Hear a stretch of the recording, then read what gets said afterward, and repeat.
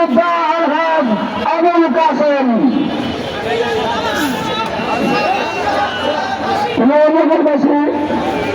আপনারা অবগত আছেন, গত 3 দিনে দেখছি ঘটনা দেখা গেছে।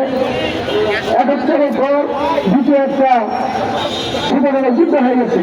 এখানে আমরা প্রায় 1500 লোক 2000 লোক আহত হয়েছে, নিহত হয়েছে এবং প্রায় 50,000 লোক আহত হয়েছে।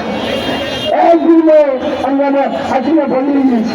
আমরা মনে করছিলাম হাসিনা পালিয়ে গেছে, দেশ হতে আওয়ামী মুক্ত হবে, কিন্তু আমরা 10-11 মাস পরে দেখতে পেলাম আওয়ামী সমাজে শক্তি বেড়ে বসে আছে।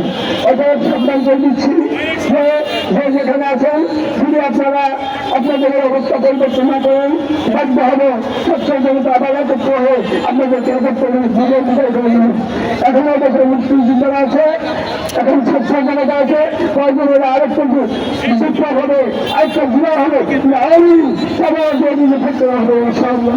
কাজে আপনারা তার সিদ্ধান্ত করেন। আর সরকারকে বলবো আমরা মুক্তিযুদ্ধ পেয়েছি, জাতিসংঘের অধীন দেওয়ার জন্য মানবতার নামে ধর্মানি চলবে না, মানবীয় আদি ইসলামের দুশ্মন করে চলবে না। কাজে অভিযোগ আমরা চাই না, তিনি অভিযোগ দেন প্রয়োজনের আপনার দুর্গ অবলম্বন করবে ইনশাআল্লাহ। কাজে আপনারা প্রস্তুতি গ্রহণ করেন, প্রয়োজন হলে আবার যুদ্ধ হবে, আবার রক্ত দেবে, আবার স্বাধীনতা আল্লাহ।